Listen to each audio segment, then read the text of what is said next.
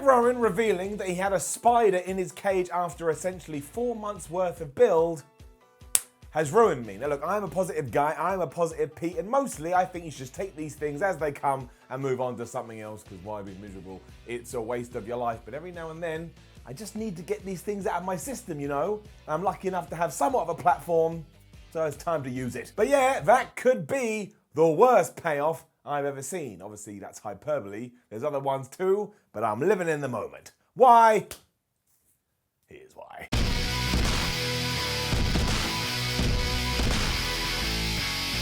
Well, because it was a spider that was in a cage after almost half a year of build. That's what we need to say. We should end the video, but we can't because there's even more we need to get into. Because when you remember everything we've saw with all this stupid stuff, like red mist spray coming out of it and how wrestlers reacted when they picked up the blanket and looked what was in the damn thing, it doesn't make any sense. It doesn't relate to what seeing a spider would do. So this just means that WWE never had a plan. They never knew exactly what was going to be in this cage, and therefore you were never going to get the payoff that you wanted or hoped, because they were just living on a prayer, like John Bon Jovi. And the problem with that is exactly what we've just seen. If you go to any storytelling class, the first thing a teacher will teach you is that you should come up with your ending before you do anything else. Because if you've got your finish and you've got your ending, you know exactly where you're trying to head, you know your destination. So if the hero of the day is going to be victorious, you probably want to insert some peril in there to trick your viewer or your reader to go, oh wait, maybe he's not actually going to be successful because right now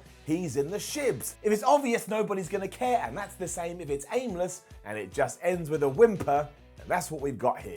Whimpering. I mean, what were WWE hoping we were going to do with this? And also, there's so many questions that nobody has answered. The biggest one being, am I meant to think this is a real spider? Because as a human being with eyes, I was able to look at it and go, no, that's not a real spider. So am I then meant to think Eric Rowan has a fake spider, but he thinks that it's real? These are not things I should be asking myself, and it doesn't help anybody, especially Eric Rowan. This is just taking his character and throwing him in the toilet, and we've seen enough character toilet throwing over the last week or so.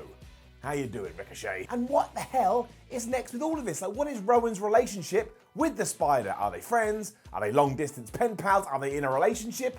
Or does the spider even want to be with Eric Rowan? Where did he get the spider? Yeah, more for me for buying into it, but it's not even that. I mean, we've seen this kind of stuff before. For example, I assumed Hornswoggle would be in the cage, but just because you're expecting disappointment doesn't mean you're not disappointed when disappointment comes to your door. It just meant I was less surprised, but even then, I never thought it would be this. To the point, Hornswoggle would actually have been better. At least we've been there before, and I could have shrugged my shoulders and gone, well, there's always Hornswoggle, so Swogs is back. And that's the other thing, it's more fool me because we've been here before. We can turn the clock back to Survivor Series 1990, where a giant egg was in the entranceway. And that giant egg had been on TV for ages, and WWE had built this up like, oh, you're not going to believe what is in this giant egg. And then what happened at the pay-per-view? Hector Guerrero came out of it, dressed in a turkey costume, the worst turkey costume I've ever seen in my life, and was dubbed the Gobbledygook. I mean, it looked like I had tried to design this, and the last time I used a sewing machine, I wound up with my eyebrow attached to the thing because I don't know what the hell I'm doing. And then there's Vince McMahon as the higher power, which nowadays is hilarious because of the line, it was me, Austin, it was me all along. But back in 1999, that didn't make any sense. The Ministry of Darkness had been trying to kill the McMahon family, and Vince was the guy trying to fight back against that, and then all of a sudden, he was in charge of it. And also, in the late 90s, everybody had rumors and murmurings like, oh, I think it's going to be Shawn Michaels. They're like, oh, Shawn Michaels is going to return to the World Wrestling Federation? So when it was the chairman of the board, who was involved in every single storyline then, you were like, oh, we've gone full circle, I mean, what is the point? And we mentioned Hornswoggle, and don't forget, not only was he the anonymous Raw general manager, but he was also Vince McMahon's illegitimate son. And both those times, the fans had the same reaction, and it was simple. What the flub? And the common denominator there is the fact that once again WWE didn't know what they were doing. So they would just build it up on television week in and week out, and then one day go, well, I guess today's the day we should do a reveal. Who's got any ideas? Votes for Hornswoggle, everybody's hands went up, and we did it. I can only presume that's what happened on the most recent episode of Raw. Hands for spiders, and there was 42. Hands for a mouse, there was only 9. It was kind of the same with that whole Mae Young hand nonsense. I know that was more of a gag, but nobody actually knew what Mae was going to give birth to. She was an old lady, somebody suggested this, And again, we had to sit there and watch it all. Then there's stuff like Rikishi being the driver of the car because he did it for The Rock. And really, this has been going on too long. At least 30 damn years. And I do feel like such a dope for thinking there may actually be something interesting in that cage, but ultimately, what could WWE do? They had pushed expectations so high, simply because it had been going on for so long, that really, they were just banging their head against a brick wall. The irony being, on the same episode of Raw, they had Randy Orton do a payoff as to why he attacked Edge, and it was one of the best explanations I've heard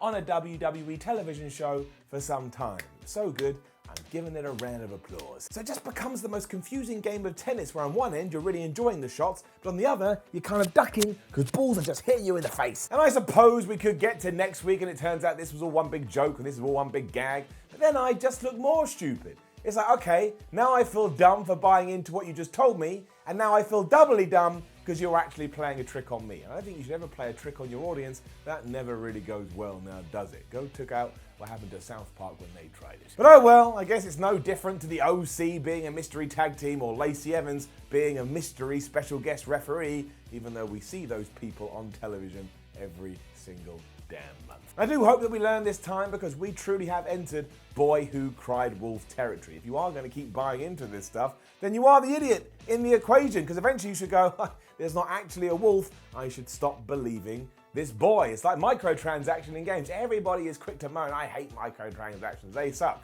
And they do suck, but then EA or someone like that releases their finances and they made $422 bajillion from microtransactions, so they go, okay, I guess there's a demand for it, we shall keep feeding them the microtransactions. That's what WWE does. Like, hey, we can feed these people whatever they want because we can have a spider in Eric Rowan's cage and they just keep on watching Raw. I already know this won't be the last time it happens. Somebody will come up with a good idea, but nobody will be able to come up with a finishing point to it. So they go, oh, just put it on television and we'll see what everybody does. I mean, a spider, a tarantula in Eric Rowan's cage. I can't believe it wounded me. I said that at the start, I'll say it again now. I stood there, or I watched that there, and I watched it. I just couldn't fathom why anybody thought this would be a good idea. Like, who was this for?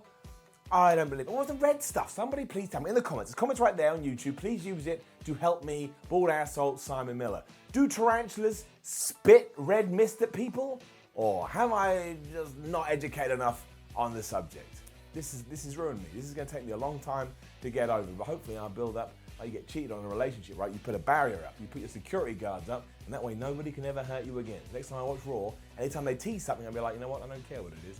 I couldn't give two hoots because Rikishi did it for The Rock, Vince McMahon did it for Austin, Hornswoggle did it for his dad, and to be the anonymous Raw GM, and apparently Eric Rowan just loves animals. Now, don't forget to leave a comment below and let us know what you think about Eric Rowan's cage and the reveal being a spider. Look, again, maybe you don't think this is the reveal and it's all a ruse. I want to know. I will go through every single damn one. Like the video, share the video, subscribe to WhatCulture Wrestling, then head over to WhatCulture.com and read yourself some articles. Hopefully none will be about this. I don't want to deal with it anymore whatsoever. Follow WhatCulture on Twitter, WhatCulture WWE. Watch more videos here on WhatCulture Wrestling, including my ups and downs for Raw. If you want to see a grown man break in front of a camera. I mean, you don't get the live reaction that happened over there, but I did try and take all of my emotions and paste it onto your television or computer screen. My name is Simon Miller. Thank you very much for watching the Why series, and this is one of those rare videos where I've asked the question why, but I can't actually answer it. It's kind of like King of the Ring 99. Remember the briefcase went up? No one ever told us what was that. You know, that would have been better. We never actually found out. There was hints that it was the Big Boss Man, but no one actually inadvertently said, oh, it's the Big Boss Man. I would have preferred it if Eric Rowan had opened the cage and there was nothing in it. And it could have been some, I don't know, analogy or metaphor for how terrifying life is or how you don't know what's round the corner. That would have been better. Think of that. I am saying nothing, literally nothing in that cage would have been better than that crappy spider.